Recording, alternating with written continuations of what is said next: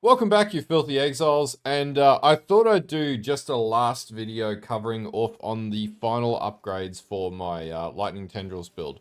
Now, pretty much where we're at is we've hit Mageblood, and there are a few upgrades that I haven't yet done, but more or less we're just blasting through at like I think we're at like 700 and something in Delve. Where are we? Yeah, we're at like 755 in Delve and just blasting through. I estimate I'll probably get to about 1,000 in depth. But anyway, I thought I'd just talk through some of the upgrades, some of the changes I've made in the build around it. There's not too many, to be honest with you.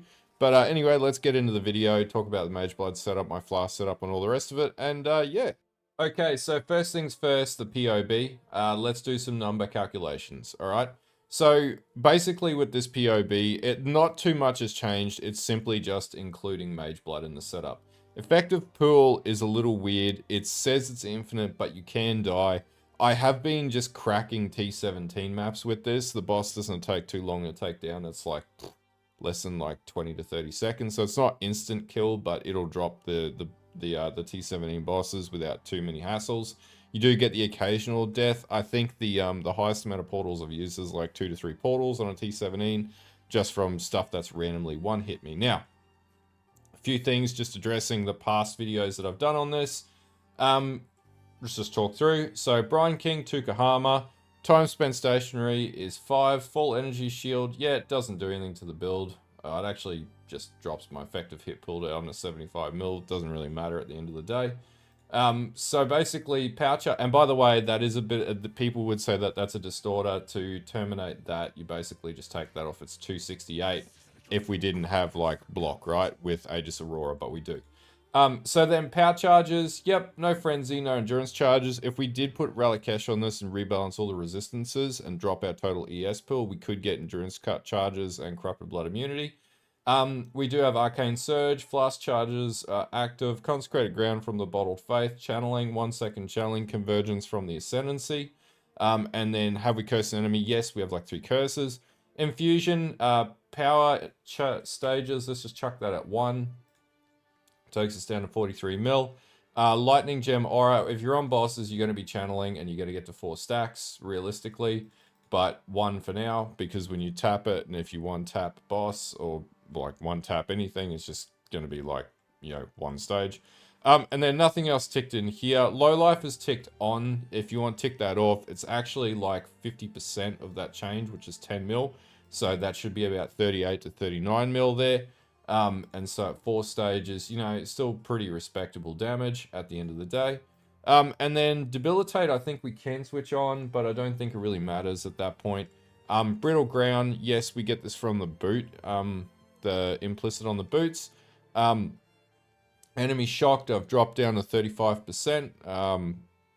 You know, that's pretty much the average up to 65%, but this is striking in between the balance. If you increase it, obviously goes up.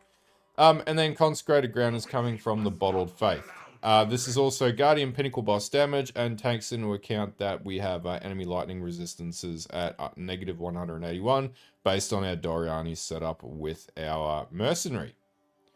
Okay, so item setups that we've got now since we got Mageblood in the build. So obviously helm I haven't really changed. I don't really need to change the helm at this stage. We don't have a different wand. If we did want to go for a different wand, we just want like flat spell damage would enhance our amounts of damage. And that's one of the deficient things about my wand. If you got a better wand, you're going to get a higher DPS stat. We run Anathema, and this is a corrupted one with Discipline implicit for our effect. We've definitely got a corrupted Incandescent Heart with increased flat damage.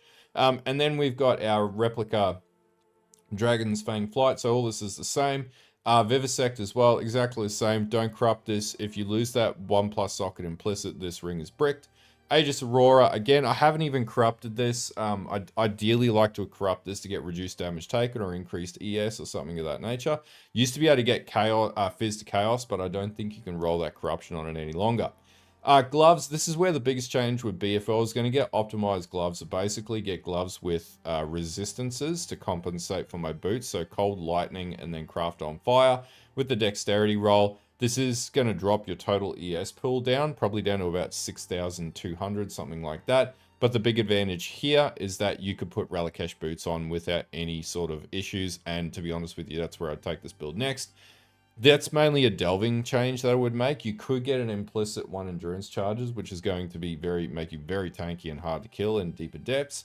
Or you could also go the route of getting the endurance charge boots with +1 power charge. I think you can get on boots. I'm not 100%, or maybe that's helms. That's also something else to sort of investigate for more damage dealing implicit on the boots as well.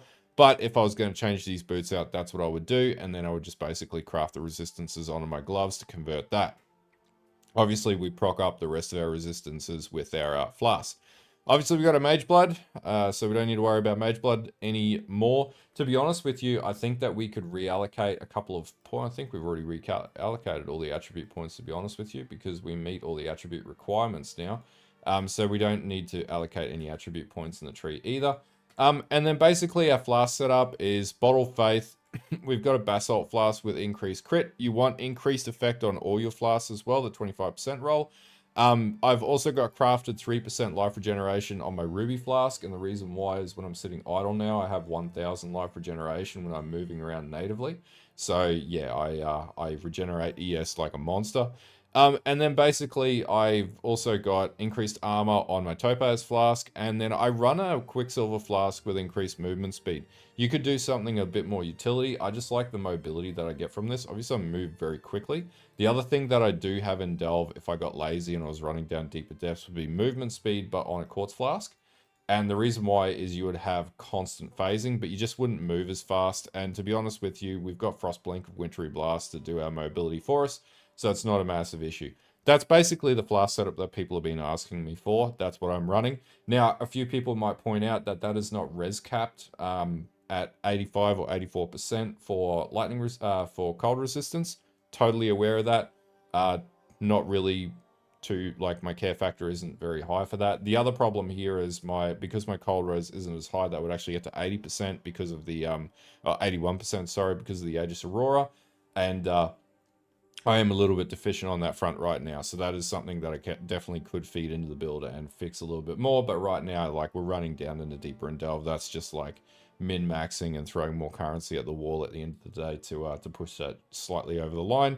You could also achieve that by doing that in your cluster jewels and all that sort of stuff. But that's basically all the changes that I made to the build to date around the gearing.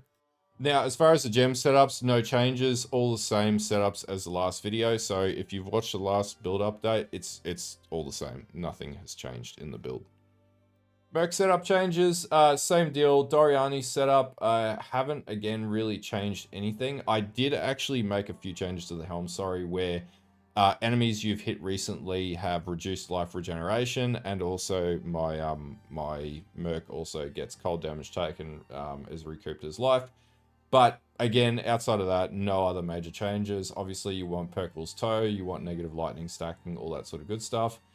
We have Enfeeble on hit on my my gloves as well, and my boots are just like high regeneration boots.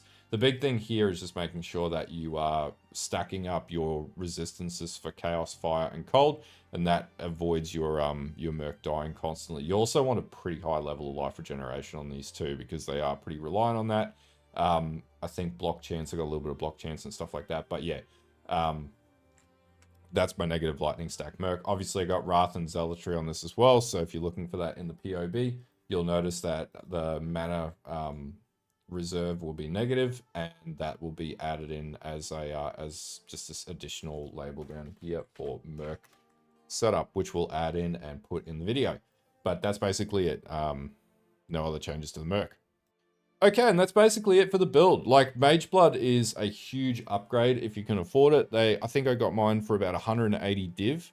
I ended up doing a combination of delving and beast crafting to get it. I have noticed that, beast farming. I have noticed in doing beast farming this morning for a little bit that it just feels like after the patch it's not as good. I don't know if other people are experiencing any issues with it, but yeah, it could just be that I got really unlucky. But yeah, feel free to post in the comments about that. I'm interested to know how people are going with that. I thought I'd do a really quick update here just to like keep everyone up to date with where it's at. This is the last update I'm going to do for this build. I think it's pretty much at a point where I don't want this to ever be a mirror tier build, but it you know, with a MAGEBLOOD now, it's like a 300 div build, so this is like high budget, and there's a few other changes that we can make to it to min-max it more. I'm actually more interested in trying more off-meta stuff now. Like, this is my money maker. This is how I print my divines out of Delve and sort of push down in Delve. But I'm actually super keen to do a Brain Rattler setup next, which is what I'll be on stream later tonight and leveling. And I'm going to be doing a separate video just covering off on my off-meta, super fun, mega fun project that I want to work on with that one. Anyway, if you like this video, don't forget to like and sub to the channel and the Twitch and all the rest of the stuff. And I will see you guys next time.